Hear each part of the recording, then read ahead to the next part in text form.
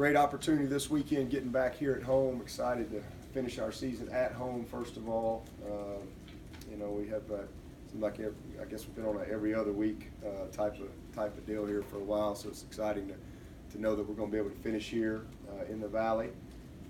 Excited about a night game here in the Valley. That'll be a lot of fun for everybody, and going to be a great week. This is always a special time. I cannot believe it's game 11. It's just crazy, but the season seems like it's flown by fast, and just trying to enjoy every second of it with this group of seniors that we have. Just love being around them as people every single day. Obviously, they're great players, but just who they are as young men. So senior day, it's going to be awesome, and I know we'll have a great crowd to come out and kind of tip our hat to these guys, and what they've done is amazing. And ironically, they've got an opportunity to make some history on senior day. Several different cases of it, whether it be, obviously they've got a chance to get their 51st win, which is an ACC record, if they can take care of business. And Renfro has a chance to set history with one catch, and career starts for a receiver. Same thing with Christian Wilkins. He's got a chance to make some history. Career starts at D-tackle, and Mitch Hyatt, career starts overall.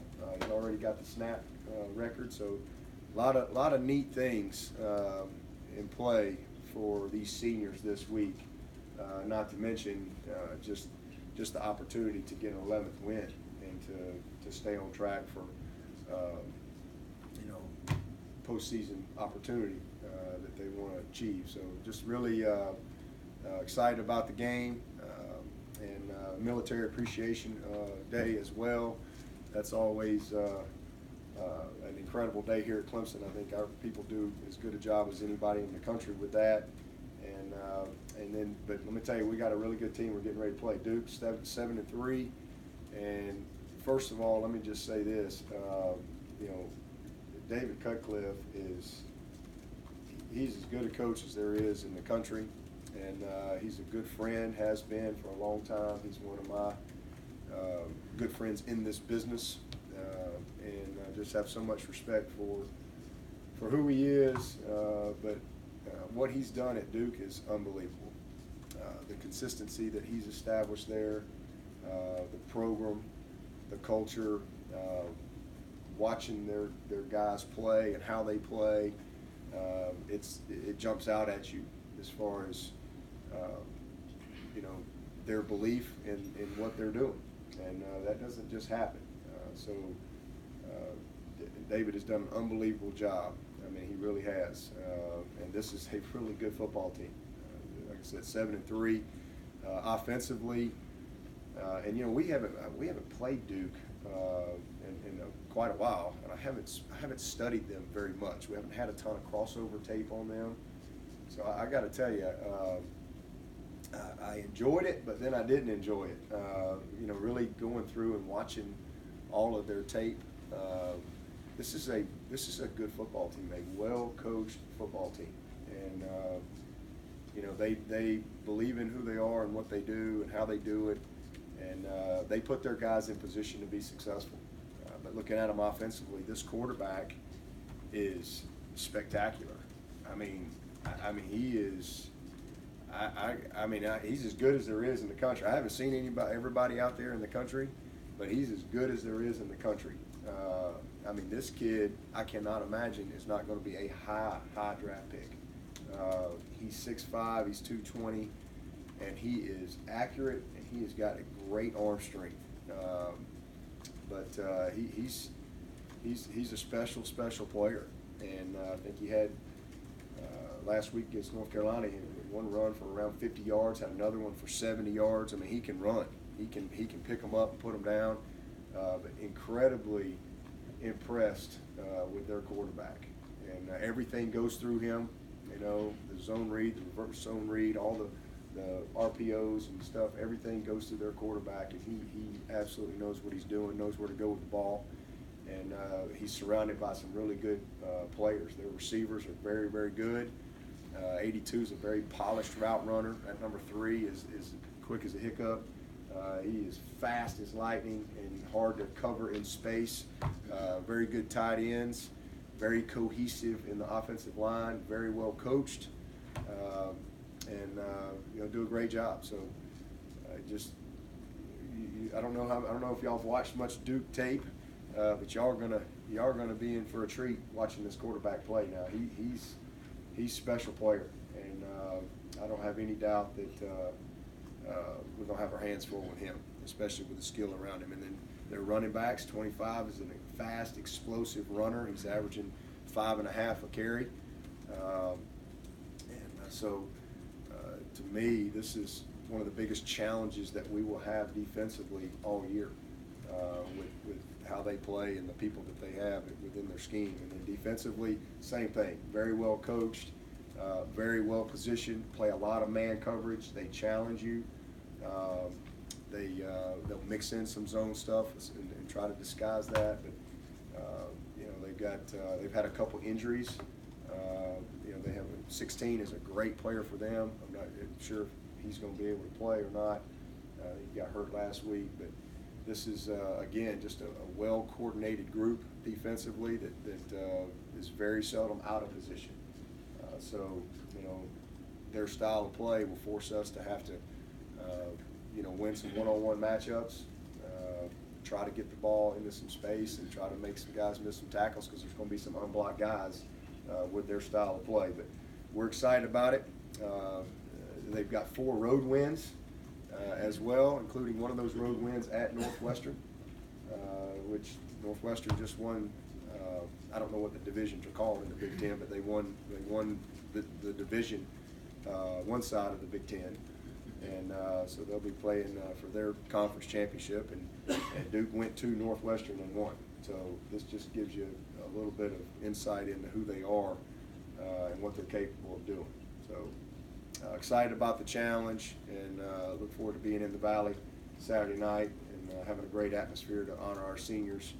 And I know our guys are excited about it. And really proud of our team for, again, how they performed last week and finishing up our road schedule undefeated, and being able to go up there and take care of business.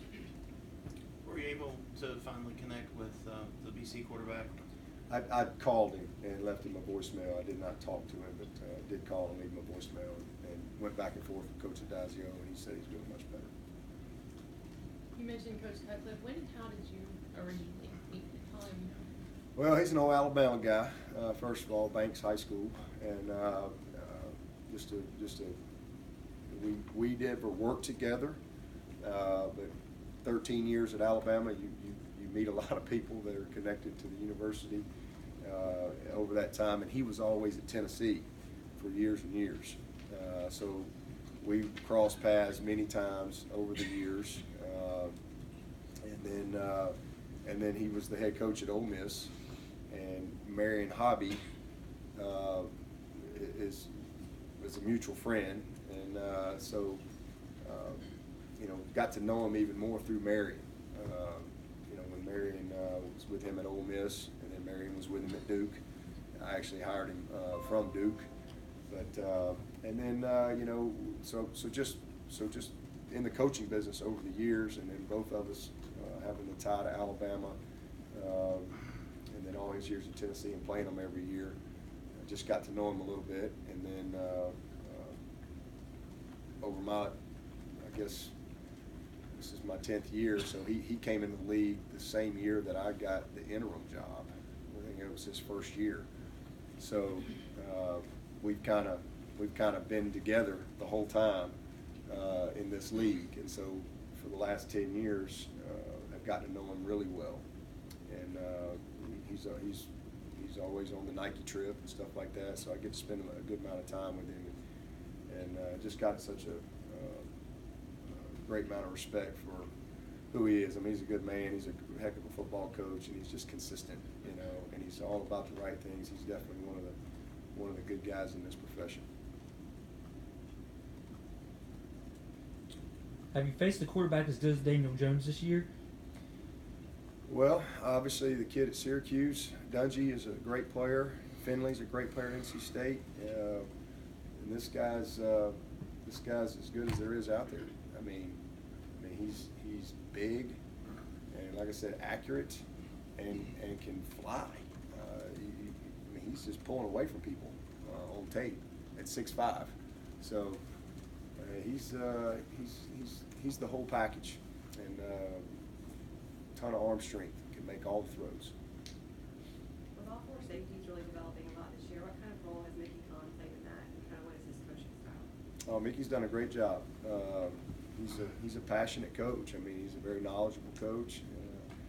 You know, he takes pride in his group, and not just their performance on the field. He takes a lot of pride in developing them as men, and I think all that stuff matters and carries over to what you do on the field.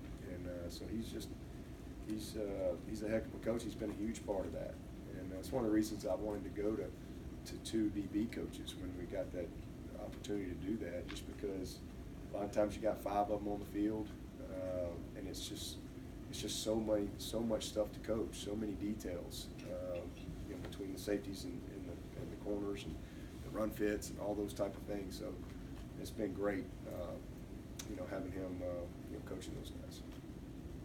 Coach, beyond the wins and the records, what has the senior class meant to you personally? Oh man, they've just brought a lot of joy to my life. You know, being around them and watching them develop and transform. That's to me is the best part of coaching. I mean, I think about some of these young guys. Austin Bryant, you know, first time you meet this guy, he's a young kid in Thomasville. Adam Choice, and to see their transformation into who they are, and you know that they've had some ups and some downs, but just seeing them as men now, and to know that they're, you know, just so well equipped for what's going to come next. And you know, I've just enjoyed all of my time with them. You know, these guys have been here 4 and 5 years, and it's special. It really is. Everything to me comes back to relationships, and these are guys that I know I'll have relationships with for the rest of our lives. It's sad. It's sad because you know they got to go. You know, and you're like, man, this is going to be my last Thanksgiving with these guys. You know, they'll be somewhere else next year, just like, you know, our guys last year. I miss those guys, but you know, it's also comforting too, though, because I know that they're prepared, and that they'll do great in life, and you can, you know, take some pride in knowing that you kind of helped them along the way. But they've just brought me a lot of joy. It's been a ton of fun being with them. Obviously, we've won a bunch of games and all that stuff. They've been great players, but it's a group I'm gonna miss. It's definitely the biggest group I've had. But it'll be a special night getting to see them. We'll honor them individually Saturday night, and then in our last game they'll come down as a group, you know, and one last time. So it'll be special. Coach, the longer you coach, does it ever get easier to say goodbye to seniors? No, I think it gets harder. To be honest with you, it's, you know, you just get close to these guys. I mean, we spend a ton of time together. I mean, a ton of time. You're with these guys, and it's, you know, and then when it comes time, the seniors just has always been special to me. Those guys that are the most invested. They've been here. They've done the right things. These guys are all going to be graduates, and you know, just it does not get easier.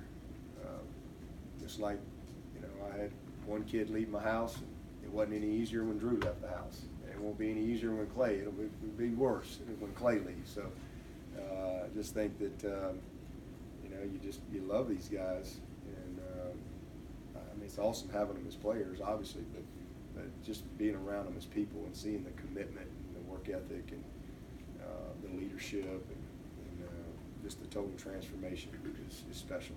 Do you see any of these underclassmen that may step into those leadership roles? Oh, absolutely. Starting in the spring. So who would they be? Absolutely, yeah. We've got a bunch of those guys. I mean, we got a great junior class, got a tremendous junior class. But you know, that's always the fun part for me too, is starting over and trying to, you know, it's a new team and new chemistry and new leadership and new roles. some guys, some roles carry over, but we still start over. So I'm just focused on where I'm at, and enjoying today and these last moments that we have with this group. How much credit do you give that senior group with the consistency you guys have been able to have had this year? I mean, I've seen consistency over 4 years for them, Yep. but this year it seems like there's been a different level of consistency every week. Yeah, well, it all matters. I mean, when they were freshmen, there was a group of seniors and juniors around here that were pretty good too, and so that's why they're in this position to do what they're doing, because what they did as a freshman matters. What they did as sophomores mattered, and what they did as juniors, and that's kind of what we do here. That's how we maintain that consistency, is we create that buy-in, and our culture drives a lot of that. I mean, these freshmen that are here, they're competing with that senior class, and if you can't go back and be a freshman again, but it's going to carry over with you. You're going to have to own everything that you did as a freshman and as a sophomore and as a junior, and so forth. So it's pretty cool. I think this will be like the fourth or fifth class in a row that's leaving here as the winningest senior class ever. So is it fifth? It'll be the fifth senior class in a row that has won up the previous senior class. So they're competitive that way. They take a lot of pride in that. But again, they're in this position because of the leadership prior to them. I mean, when Christian was a freshman, and those senior leaders, and they grow and develop and nurture, and that's what these guys have done. That's probably the thing that I think is so special about this particular group, is they have really taken ownership of what they're leaving behind, more so than probably any group I've had. It's really important to them how they're impacting the young players on this team. The standard, the model that they take pride in that, and it's very unique to see.